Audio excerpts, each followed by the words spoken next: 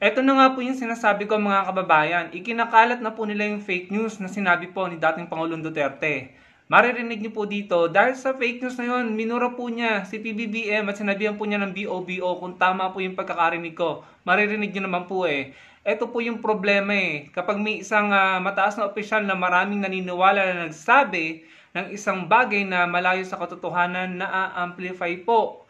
Pinaniniwalaan, nagiging narrative at ikinakalat. Pakinggan po natin ito. So, pinirmahan ni Pangulong Bongbong Marcos ang most corrupt budget in Philippine history na 6.32 trillion pesos. Kahit may mga blanco dito. Papaano nagkaroon ng total of 6.32 trillion sa budget, sa national budget ng Pilipinas kung may mga blanco dito? According kay PRRD, ayan ay against the law. That is very unconstitutional. Isa na naman itong malakasang panloloko na ginawa ni Bongbong Marcos sa ating mga Pilipino. Hanggang kailan mo ba lolokohin ng mga Pilipino, Pangulong Bongbong Marcos? Hindi ba kami naka-recover doon sa 500 billion na flood control project mo? Yung Maharlika funds mo na nilagyan nyo ng 250 billion pesos, ano nang nangyari? Intact pa ba yung pera na nandyan? Hindi ba kami naka-recover doon? Yung PhilHealth funds na kinuha nyo, inilagay nyo sa program funds, di pa kami naka-recover. What about doon sa GSIS, 62.5 billion? 62.5 billion din para sa SSSS. Yung binenta yung gold, hindi pa kami naka-recover. Di ba? Yung pagkakatanggal kay Zaldico bilang chairman ng Appropriations Act, tapos ang ipinalit nyo, wala rin pinagkaiba. Actually, mas matindi pa nga magnanakaw ang pinalit nyo. Si Kim Buwaya, hindi pa rin may naka-recover doon. Tapos ito malalaman namin kay Congressman Ungab at saka kay President Duterte na yung palang national budget na isinabmit at pinirmahan mong putang ina ka, may mga blanco pala dyan. So, papaano mo na-reach yung total ng budget 6.32 trillion kung may mga blanco doon? Napanood ko yung yung kay Attorney Vic Rodriguez. Tama naman yung sinabi niya eh, 1 plus 1, 2. 2 plus 2, 4. 4 plus blank, ano? Diba?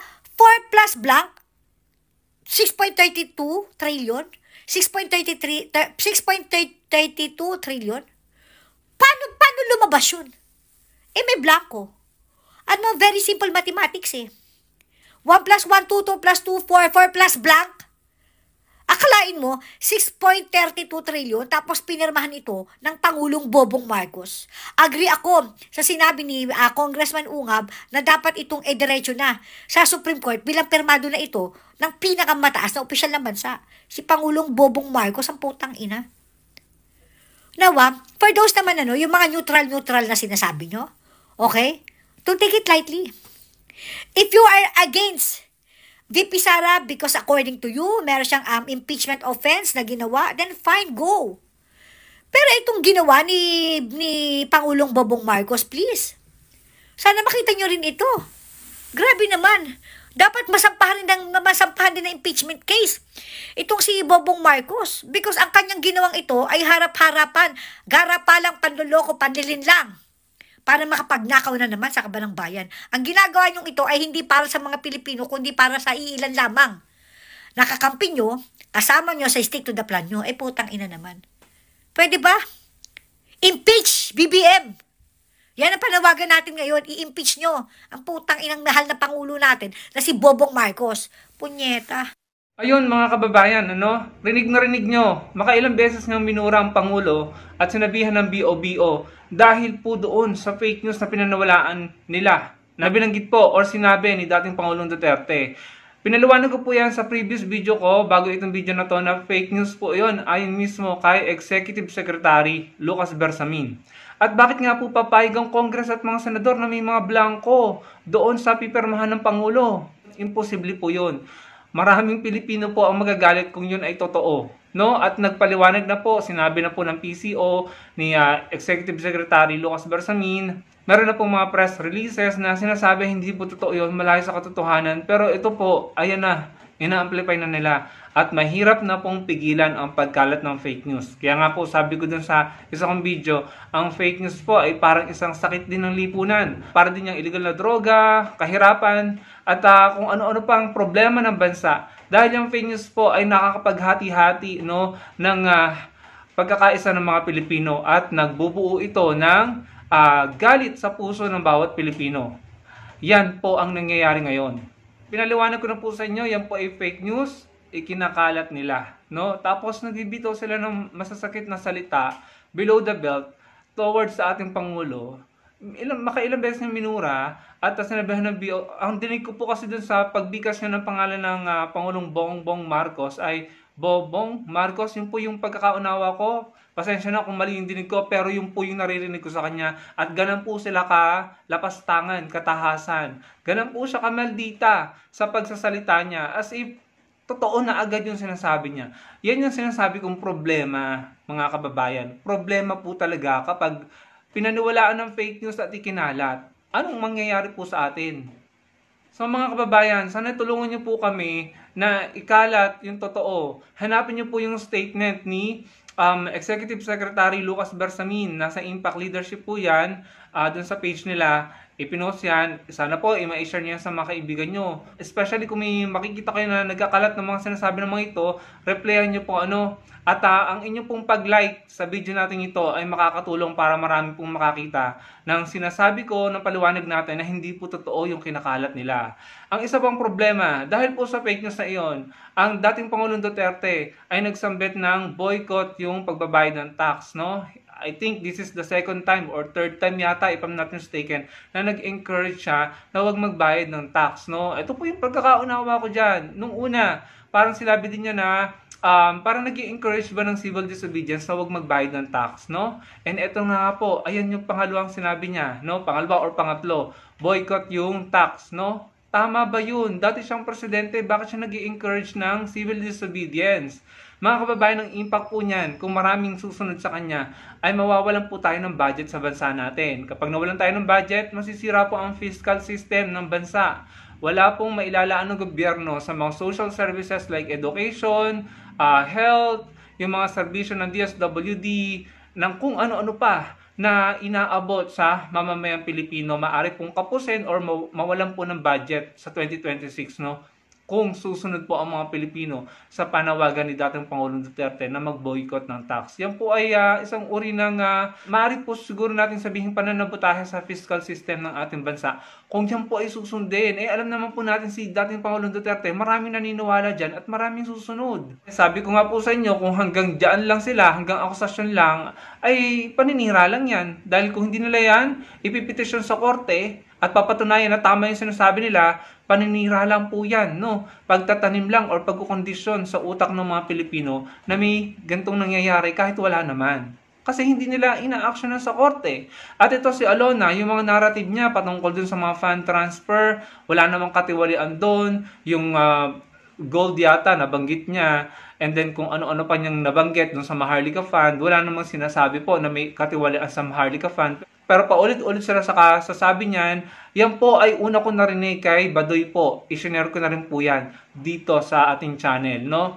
Yan po ang nakikita kong sistema nila. Magsasabi sila ng magsasabi hanggang sa gagayahin ng kanilang mga supporter, i-amplify, i-share hanggang sa dumami po ang makarinig at maniwala sa mga ganyan. Kaya hirap na po yung mga taong lumalaban, no, sa kanilang narrative or sa fake news. No, hirap na kasi nauna nang kumalat na parang wildfire po yung fake news at kasinungalingan bago pa po natin nakita at bago pa po natin sagutin, no? Pero nagtulong-tulong po tayo dito. Sinasabi ko nga po sa inyo, yung quote card ni Secretary Lucas Bersamin, pwede nyo pong i-share yan sa inyong mga platform, i-comment nyo, i-like nyo yung mga videos ng mga vloggers na lumalaban, sumusupla, kumukontra sa mga sinasabi nila para mas maraming makapanood ng aming mga content, no, para mas maliwanagan yung mga Pilipino. Dahil kung hindi, ibabaon po talaga tayo ng fake news at kasinungalingan sa kumunoy. Talo po tayo pare-pareho, mga kababayan.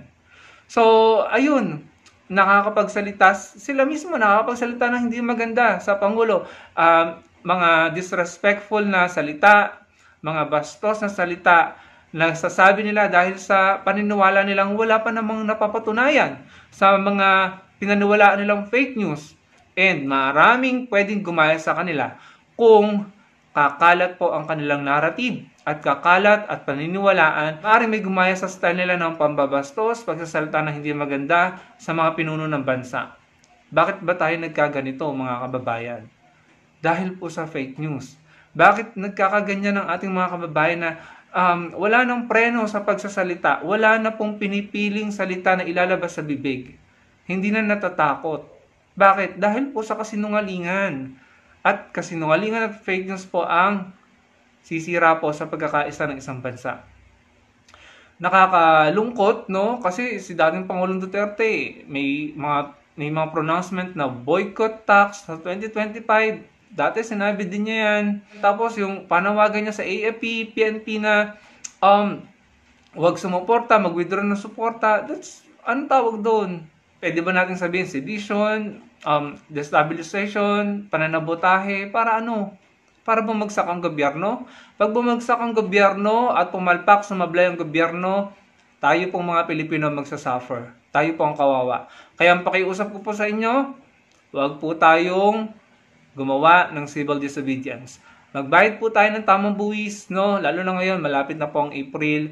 And, gumastos po tayo kung may mga sobra tayong pera para makatulong tayo sa ekonomiya ng bansa. Mag-travel po tayo dito sa loob ng bansa para masuportahan po natin ang turismo ng bansa. Tumulong po tayo sa pagpapaunlad ng bansa natin. Huwag tayong gumawa ng civil disobedience dahil hindi po tama yan. Talo po tayo pare-pareho. Babagsak po ang bansa natin, matutuwa na naman po ang China. Maiisa na naman tayo at sasamantalihin nila ang gulo at ang paghina natin para may advance na lang kanilang interes sa mga karagatan ng Pilipinas na gusto nilang sakupin, mga kababayan. So, sana po, huwag po tayong gumawa ng kahit anong civil disobedience at bagkos tumulong po tayo sa ating bansa, sa ating gobyerno. Para po, hindi lang po para sa atin, kundi para sa mga susunod na henerasyon ng bansa natin. So yun lang mga kababayan, ayun ang sinasabi ko, ang epekto po ng fake news, nakakapagod, nakakaumay, at nakakapanghina po ng pisikal na katawan ng tao. Yung frustration na nararanasan natin dahil mahirap na po talagang sugpuin ang fake news. Isa pa lamang po yan na nag-amplify ng narrative, marami na po sila. At yan po talaga ay problema ng bansa natin na mahirap pong gamutin. Pero hanggat nandito tayo, magpo-push back tayo at magre-raise ng awareness. Maraming pong salamat sa panonood. Sana po i-like yung video natin para marami pong makakita ng ating sinabi, makarinig ng ating paliwanag. Importante po yan. At sana po makapag-comment kayo at magkita-kita po tayo sa susunod kong video. Maraming pong salamat.